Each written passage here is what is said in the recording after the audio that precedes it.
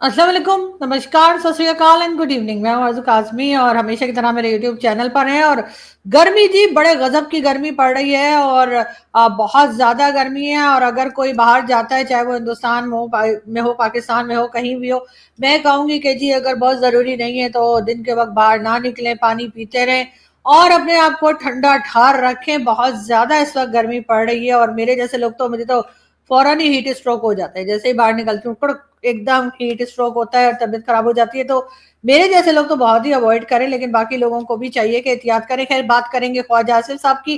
ख्वाजा आसिफ साहब जो कि डिफेंस मिनिस्टर है पाकिस्तान के, अक्सर अजीब अजीब किस्म के स्टेटमेंट की वजह से न्यूज में रहते हैं। वैसे तो खैर जिस वक्त ऑपरेशन सिंदूर चल रहा था और उससे पहले भी ख्वाजा आसिफ साहब जब कभी इंटरनेशनल मीडिया के सामने गए हैं तो उन्होंने इसी किस्म की बातें की है। कभी उन्होंने कहा कि जी हम 30 ईयर्स से मिलिटेंट्स को पाल रहे थे, हम डॉलर के लिए ऐसा कर रहे थे, हमने बड़े खराब काम कर रखे, और इस तरह की कई बातें जो है ख्वाजा आसिफ साहब ने की हैं। इसके अलावा ख्वाजा आसिफ साहब ने अभी रिसेंटली एक स्टेटमेंट ये भी दिया था कि पहले जो थे वो हम अमेरिका के साथ या अमेरिकन इस्टेब्लिशमेंट के साथ, पाकिस्तान की जो गवर्नमेंट्स है वो कहीं ना कहीं बंधी हुई थी, कहीं ना कहीं गुलाम बनी हुई थी। और जब उनसे पूछा गया कि अभी की गवर्नमेंट का क्या है तो उन्होंने कहा नहीं नहीं भाई, ऐसा तो कुछ नहीं है, अभी तो हम बिल्कुल गुलाम नहीं बने हुए। खैर, ख्वाजा साहब की अपनी मजबूरी हो सकती है, लेकिन अभी पाकिस्तान के एक न्यूज चैनल पर इंटरव्यू देते हुए ख्वाजा साहब ने कहा कि मेरे पूर्वज हिंदू थे, यानी कि जो इनके फोर फादर्स थे या इनकी फैमिली में कुछ जनरेशन पहले जो लोग थे वो हिंदू थे। खैर, ख्वाजा साहब ने ये बात मान ली और टीवी चैनल पर मान ली और उनका एक क्लिप बड़ा वायरल है और उसके ऊपर लोग बहुत बातें कर रहे हैं। इससे पहले जब हम ये बातें कहा करते थे या तारिक फतेह साहब थे और कई दूसरे लोग जब ये कहते हैं कि जी जो पाकिस्तानी हिंदुस्तान से यहाँ आए हैं, चाहे पहले से यहाँ थे, जो भी थे, तो ये सबके सब जो है वो ना तो तुर्क है और ना ही ये कह लीजिए कि इनका ताल्लुक जो है वो अरब कंट्रीज से है, ना ये अरब है ना ये तुर्क है। मगर कोई मानने को तैयार ही नहीं होता था कि हमारा डीएनए जो है वो हिंदुस्तानी है। सब यही कहते थे कि नहीं जी नहीं, हम तो तुर्क से हैं, कोई कहता था हम अरब से हैं। बहुत से हमारे जाने पहचाने और आप लोगों के भी, जिनको आप लोग देखते सुनते हैं, उस किस्म के भी जो जर्नलिस्ट हमारे हैं, उन्होंने भी कई बार यही बात की और कहा कि जी हम तो जाके हमने तो डीएनए चेक करा है तो पता लगा कि उनके ब्लड में जो है वो मतलब है ही नहीं। इस तरह से एक ब्लड टेस्ट जो करवाया या डीएनए टेस्ट जो करवाया, उस डीएनए टेस्ट में तो यही निकला कि उनके जो फोर फादर्स थे या उनके डीएनए में जो है उनका जो खून निकला वो जी अरब्स में से निकला या तुर्क में से निकला और उसमें कहीं भी हिंदुस्तान का नाम नहीं था। लेकिन बहरहाल उसके ऊपर जो है वो सलमान रशीद साहब और कई दूसरे लोग भी कमेंट कर चुके हैं। अब मैं दोबारा क्या रिपीट करूं, लेकिन ये जरूर है कि उन लोगों को थोड़ा सा एहतियात करनी चाहिए। और इस किस्म की बातें करते हुए तो जाहिर है कोई भी बिलीव नहीं करेगा। लेकिन अगर हम बात करें ख्वाजा आसिफ साहब की, तो जी ख्वाजा आसिफ साहब ने ये बात की है और बिल्कुल ऐसा ही है कि पाकिस्तानी जितने भी हैं, चाहे उनका ताल्लुक किसी भी इलाके से हो पाकिस्तान के, तो इनके पूर्वज जो हैं वो तो बिल्कुल हिंदू ही थे। अब ये और बात है कि कौन कब किस वक्त किस जनरेशन में जाकर जो है वो मुसलमान हो गया या कर दिया गया, डरा के किया या धमका के किया या लालच दे के किया। क्योंकि मैं तो साफ कहती हूँ भाई, हमारे जो फैमिली के लोग हैं वो तो मेरे ख्याल है लालच में होंगे, क्योंकि डरते तो हम किसी के बाप से नहीं है। लेकिन बात सारी ये कि ख्वाजा आसिफ साहब जो कि डिफेंस मिनिस्टर है, उनकी इस बात को जो है हर जगह पे बहुत गौर से सुना जा रहा है, बहुत डिस्कस किया जा रहा है, हिंदुस्तान में भी और पाकिस्तान में भी। अब ख्वाजा साहब ने कह तो दिया है, लेकिन अब अपनी बात से पलटेंगे तो कैसे पलटेंगे। लेकिन फिलहाल तो पाकिस्तान के गले में जो फंदा फंसा हुआ है वो ये कि जी हमने जो है इब्राहिम अकॉर्ड पे पर सिग्नेचर्स करने हैं। और डोनाल्ड ट्रंप का कहना ये है कि जी कई कंट्रीज जिसमें सऊदी अरेबिया भी शामिल है और एक दो गल्फ कंट्रीज के नाम लिए जा रहे हैं, साथ ही साथ पाकिस्तान को भी कहा गया है कि जी पाकिस्तान भी जो है इजराइल को तस्लीम करे और एज अ नेशन इजराइल को बिल्कुल एक्सेप्ट करे। इसके ऊपर जी वैसे तो अभी तक हमारे जो मिनिस्टर है वो ना ही कर रहे हैं, लेकिन साथ ही साथ लश्कर तोयबा के डिप्यूटी चीफ जो जिसका मैं फोटो आपको दिखा रही हूँ, यानी कि ये लश्कर तोयबा के जो टेररिस्ट हैं उनका भी जो है सैफुल्ला कसूरी इसका नाम है। और कहा यह जा रहा है कि इसने, इसकी एक वीडियो बड़ी वायरल है जिसमें ये जो है वो पाकिस्तान स्टेट को धमकियां देता हुआ दिखाई दे रहा है और साफ साफ कह रहा है कि जी आप बिल्कुल भी इसराइल को तस्लीम नहीं कर सकते और ना ही अब्राहम अकॉर्ड पे साइन कर सकते हैं। आपने ऐसा किया तो जी आपको पता लग जाएगा, हम आपको छोड़ेंगे नहीं। और इस किस्म की बातें जो हैं वो की जा रही है। अब क्या ख्याल है कि अब स्टेट ने जो इस तरह के लोगों को पाला है, इस तरह के लोगों को सपोर्ट किया है, और कभी भी ये नहीं कहा कि टेररिस्ट है। हमेशा यही कहते हैं जी ये तो बड़ी दीन की खिदमत कर रहे हैं। तो ये दीन की खिदमत करना है कि ये उठकर स्टेट के जो लोग हैं उनको कह दें कि हम इनका सर काट देंगे या इनको मार डालेंगे या इनके ऊपर अटैक करवा देंगे। और इस आदमी को अभी तक ना अरेस्ट किया गया है, ना इसके ऊपर कोई कार्रवाई हुई है। एक दो इंडियन चैनल्स में मैं देख रही थी, हमारे पैनलिस्ट गए थे और जब उनसे पूछा गया तो उन्होंने कहा कि नहीं जी नहीं, हमारे यहाँ तो उसको दिखाया भी नहीं जा रहा, आपका ही मीडिया दिखा रहा है, वरना हमारे मीडिया में तो उसकी बात भी नहीं हो रही। तो प्रॉब्लम तो सारी यही आ जाती है ना, हमारे मीडिया में जो है वो वही आता है जो हमारे गवर्नमेंट कहती है या जो स्टेट कहती है कि जी ये आ सकता है और ये नहीं आ सकता। वरना तो हमने तो एहसान उल्ला एहसान को भी टीवी पे बिठा दिया था, हमने तो और भी कई दूसरे टेररिस्ट हैं, सैयद सलाउद्दीन और कौन कौन, उनके इंटरव्यू भी जो है वो टीवी के लिए बना लिए थे। और इस किस्म की न्यूज के जिसमें के स्टेट को धमकियां दी जा रही है, कम से कम ये तो बताना चाहिए। वरना हमारी स्टेट का तो खैर ये हाल है कि जब बलूचिस्तान में जाफर एक्सप्रेस पे अटैक हुआ था और हाईजैक किया गया था तो 5-6 घंटे हमारा मीडिया बिल्कुल खामोश, यानी कि खामोश एकदम ऐसा बैठा हुआ था। और उसके बाद जब इंटरनेशनल मीडिया पर वो न्यूज आनी शुरू हुई तो हम लोगों ने कहा चलो हम भी दिखाई देते हैं। बहरहाल अब देखते हैं कि अब्राहम अकॉर्ड के ऊपर पाकिस्तान सिग्नेचर करता है या नहीं करता है। वैसे तो खैर इस वक्त इसाक डार साहब जो कि हमारे डिप्टी प्राइम मिनिस्टर भी हैं और साथ ही साथ फॉरेन मिनिस्टर भी हैं, वॉशिंगटन के लिए रवाना हो चुके हैं। हो सकता अभी तक पहुंच भी गए हो या रस्ते में हो।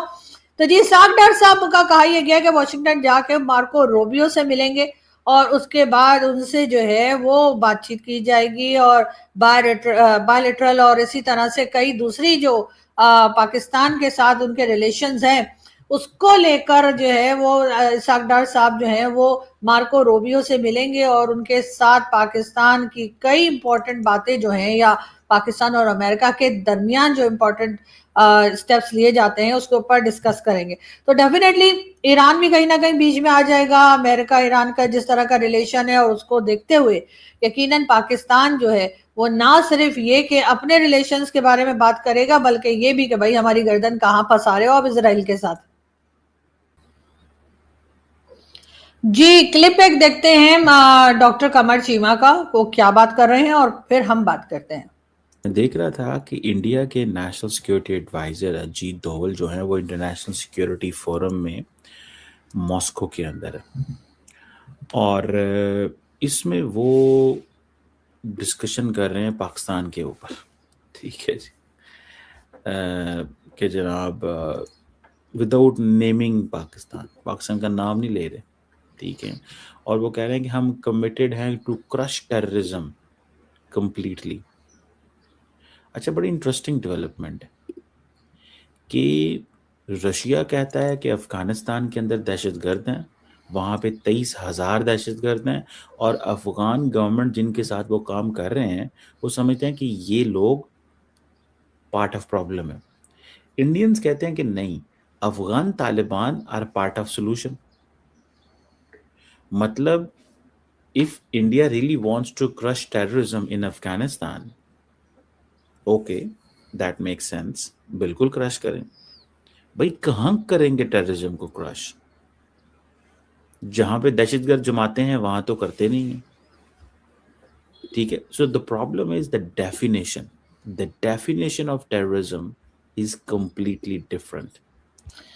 जी ये थे डॉक्टर कमर चीमा। अच्छा चीमा साहब यहाँ पे जो बात कर रहे हैं अगर आप इसको थोड़ा सा रिवाइंड करके दोबारा से अगर आप सुने चीमा साहब को तो वो मुझे डेफिनेटली कंफ्यूज लग रहे हैं। एक तरफ वो कह रहे हैं कि जी अजीत डोवल साहब जो हैं उन्होंने ये कहा है मॉस्को में कि जी हम टेररिज्म को क्रश करेंगे, टेररिज्म को खत्म करेंगे। और साथ ही वो कह रहे हैं कि जी पाकिस्तान का नाम लिए बगैर उन्होंने पाकिस्तान के ऊपर ये बात की है।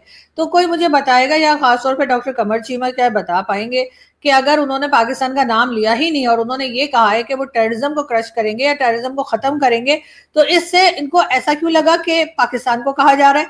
मतलब बात तो फिर वही आ गई ना कि चोर की दाढ़ी में तिनका के अजीत डोवल साहब ने पाकिस्तान का नाम भी नहीं लिया। उन्होंने कहा कि भाई जहां से भी टेररिज्म होगी उनकी कंट्री में वो उसको खत्म करेंगे, वो उनको रहने नहीं देंगे। और यहाँ पे चीमा साहब जो है वो सीधे सीधे जो है वो अपनी गर्दन या सॉरी पाकिस्तान स्टेट की गर्दन जो है वो हाथ में दिए दे रहे हैं अजीत डोवल साहब के कि जी आप तो हमें कह रहे हो। हालांकि अजीत डोवल साहब ने कहा होगा भाई मैं तो नाम भी नहीं लिया है। तो जब नाम ही नहीं लिया है तो फिर ये समझ लेना कि पाकिस्तान को ही कहा है, ये कैसे मान लिया भाई? और भी 10 लोग हो सकते हैं। अफगानिस्तान भी हो सकता है, कोई और कंट्री भी हो सकती है जिसके साथ भारत के रिलेशन अच्छे ना हो सकता है चाइना को कह रहे हो सकता है अमेरिका को कह रहे हो सकता है ईरान को कह रहे हो, किसी को भी कह सकते हैं, इसलिए ईरान भी बहुत सी ऐसी ऐसे ग्रुप्स हैं और ऐसी ऑर्गेनाइजेशंस हैं जो कि टेरर ऑर्गेनाइजेशंस हैं और उनको सपोर्ट करती है। लेकिन जाहिर है कि चीमा साहब का, फिर मैं वही कहूंगी कि चोर की दाढ़ी में तिनका, कि सीधे सीधे उन्होंने ये कह दिया कि जी वो तो पाकिस्तान को कह रहे हैं। उसी के साथ साथ चीमा साहब का ये भी कहना है कि जी अजीत डोवल साहब, जहां पर ये जो टेरर ग्रुप्स हैं या जहां पर ये टेरर ऑर्गेनाइजेशन है वहां तो आप अटैक करते नहीं है। अरे अभी मतलब अभी तो किया था उन्होंने, मेरा ख्याल है 1 साल ही हुआ है। चीमा साहब क्या हो गया, भूल गए आप? वो जो मसूद अजहर के ठिकाने पे, मसूद अजहर का जो था मुरीद के, वहां पे जो अटैक किया था, ये और बात है कि वो मसूद अजहर फिर भी बच गया, पता नहीं कहाँ दही लेने गया हुआ था, कहाँ का क्या नान कबाब लेने गया हुआ था, किधर था, घर पे था ही नहीं। उसके बजाय उसके बाकी लोगों को जो है वो उन्होंने 72 हुरों के पास पहुंचा दिया। लेकिन आप जो है अभी भी कह रहे हैं कि जी आप वहां तो अटैक करते नहीं। मुझे लगता है चीमा साहब रॉ के साथ मिले हुए, इसलिए कि चीमा साहब बार बार ऐसी बातें कर रहे हैं जिससे कि भारत को गुस्सा आ जाए, मोदी जी का एक अटैक और कर दो इन लोगों के ऊपर। इसीलिए चीमा साहब, आपको मैंने कितनी बार कहा है भाई, क्यों आप पाकिस्तान स्टेट के पीछे पड़ गए? हालांकि आपको तो मेडल भी दिया है, अब मेडल लेने के बाद आप इन्हीं लोगों के क्या दूसरा मेडल नहीं दे रहे? हुआ क्या है जो चीमा साहब इस तरह से आप स्टेट के खिलाफ बातें कर रहे हैं? लेकिन पता नहीं, मुझे तो अजीत डोवल साहब ने जो कहा है तो चीमा साहब कह रहे हैं कि जी वो तो पाकिस्तान को कह रहे हैं, जबकि चीमा साहब खुद ही कह रहे हैं कि उन्होंने तो नाम भी नहीं लिया पाकिस्तान का। जब नाम ही नहीं लिया तो फिर कैसे समझ लिया आपने? और अगर आपने उसके बगैर समझ लिया तो इसका मतलब है हाँ हम लोग टेररिज्म करते हैं। आप ये कहना चाह रहे हैं कि अगर वो किसी को भी कहेंगे कि हम टेररिज्म को खत्म कर देंगे जाके तो आप पाकिस्तान समझेंगे? तोबा तोबा तोबा। खैर छोड़े जी, हमें तो दूसरों के मामले में बोले कुछ बिल्कुल आदत नहीं है, आपको तो पता ही है, मैं ऐसी फजूल बातें करती ही नहीं हूँ। खैर हम आगे बढ़ते हैं और हम कोई और बात करते हैं। हम बात करते हैं जरा अपने ट्रम्प चाचा की। जी हाँ, ट्रम्प की बात करते हैं। और आप लोग तो जानते ही हैं कि एक बैल जो है, जो ट्रम्प की शक्ल का बैल कहा गया कि जी वहां पर बांग्लादेश में था, उसको अब ये कहा गया कि उसको ज़िबा नहीं किया गया, यानी उसको जो है बकरा ईद पे काटा नहीं गया है। और कहा यही जा रहा है कि जी अब इसको जो है वो इस तरह से नहीं काटा जाएगा और बल्कि उसको जू में रख दिया है और कहा गया है कि इसके ऊपर जी टिकट लगा दो ताकि जो कोई भी आए ना वो देख सके। और उसके बाद जो है वो ट्रम्प की याद में जो है इस बैल को या बुल को, जो पता नहीं क्या है ये वो फैलो, उसको जी बचा लिया गया है। और अब देखते हैं कि आगे क्या होता है। खैर वैसे तो पाकिस्तान जो है वो एक इस्लामिक नेशन है और हम उस पर बड़ा प्राउड फील करते हैं कि जी हम एक इस्लामिक नेशन में रहते हैं। और आपको तो पता ही है इस्लामिक नेशन जो है वो खासतौर पे पाकिस्तान तो बहुत ही अजीम लोग हैं यहाँ पे। और इसीलिए हमने अपने पासपोर्ट पे भी लिख कर रखा है कि जी कहीं भी जा सकते हैं लेकिन इजराइल नहीं जा सकते। लेकिन अगर इब्राहिम अकॉर्ड साइन कर दिया तो पाकिस्तान को नए पासपोर्ट बनाने पड़ जाएंगे जिसमें ये लिखा नहीं होगा कि जी पाकिस्तानी जो है वो इजराइल ट्रैवल नहीं कर सकते।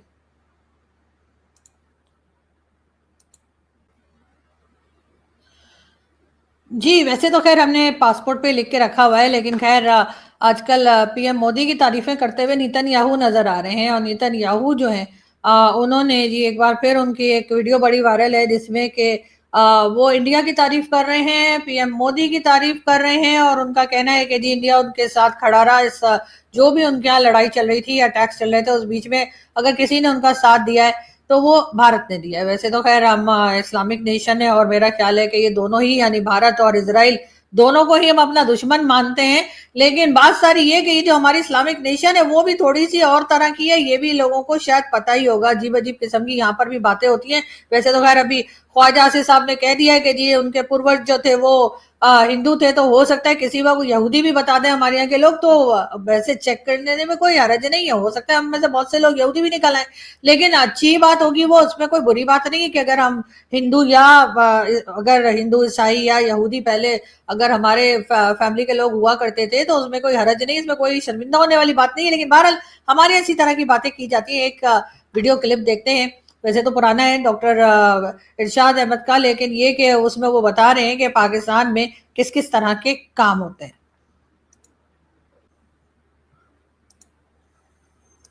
सर पाकिस्तान में तो बच्चे क्या, ये तो बकरियां नहीं छोड़ते सर, उनके साथ भी वही वीडियोस आ रही। मेरा छोटा भाई जो है ना वो ये काम करता था ये वीट कॉर्पोरेशन में, तो इसकी पोस्टिंग हो गई वो साउथ पंजाब में, पता नहीं राजनपुर या कुछ, तो कहते हैं पहले दिन जब मैं उठा तो आवाजें आई, कोई बकरी जो है बहुत वो शोर मचा रही है।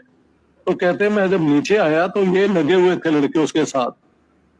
तो कहते हैं मैंने उन्हें गालियां दी, फिर उनको कान पकड़वा के वो छितर मारे, जूतियां मारी। तो उन्होंने जूतियां तो खा ली क्योंकि ये अफसर था। बाद में उसने कहा कि सर आप अजीब आदमी हैं, यहाँ पे तो कोई मर्द ही नहीं माना जाता अगर उसने ये ना किया हो। तो जरा आप शहरों से बाहर निकले, ये किसी को नहीं छोड़ते। कुछ लोग तो कहते हैं ये मुर्गियों को भी पड़ जाते हैं। अल्लाह रहम, अल्लाह रहम, अल्लाह रहम। जी, तो ये डॉक्टर साहब थे। और मुझे नहीं पता ये मुर्गियों को भी पड़ जाते वाली बात तो मेरे बिल्कुल समझ में नहीं आई कि ऐसा कैसे हो सकता है, लेकिन खैर हमारे यहाँ कुछ भी पॉसिबल है। तो इस किस्म की तो हमारी सोसाइटी है जिसे हम बड़ा प्राउडली कहते हैं जी हम इस्लामिक नेशन है। और जी इस्लामिक नेशन में जिस तरह के काम हो रहे हैं और जिस तरह के काम हुआ करते हैं, वैसे तो खैर वो सभी के सामने है। मगर बहरहाल अगर हम बात करें आसिफ अली जरदारी साहब की, तो जी हमारे प्रेसिडेंट आसिफ अली जरदारी साहब का कहना ये है कि जी पाकिस्तान को ऐसा बनाएंगे कि आइंदा नस्लों को कोई तकलीफ ना हो। बिल्कुल जरदारी साहब, आपकी आपकी अगली नस्लों को, बल्कि आपके आने वाली कई नस्लें, कई पीढ़ियां, कई जनरेशन जो है उन्हें बिल्कुल कोई तकलीफ नहीं होगी। क्योंकि जिस तरह से आपने पैसा बनाया है, जिस तरह से आपने सरे महल बनाया है और दूसरे जो करप्शन केसेस आपके ऊपर बनते रहे सर, उस हिसाब से अगर देखा जाए तो यकीनन आपकी आने वाली कई नस्लें जो हैं वो बहुत आराम से रहेंगी। और सबको आपने ये भी कह दिया होगा कि जी आप ही ने प्राइम मिनिस्टर बनना है, आपने ही फॉरेन मिनिस्टर बनना है। बाकी जो 24 करोड़ कीड़े मकोड़े यहाँ रहते हैं उनकी तो कोई इंपॉर्टेंस है नहीं, इसलिए आप ही की नस्लें जो हैं वही ऐश करेंगी। और आप ही की नस्लें जो है आप ही जैसे लोगों की, चाहे वो नवाज शरीफ साहब हो, चाहे वो शहबाज शरीफ हो, चाहे बाकी के जो पॉलिटिशियंस और उनको लाने वाले जो भाई लोग हैं, इन्हीं की जनरेशन जो है सर वो ऐश आराम करेंगी। इसलिए आप बिल्कुल, ये आपने कोई नई बात तो हमें बताई नहीं है, ये तो पुरानी बात है, तो इसलिए हमें कोई खास हैरत नहीं हुई है।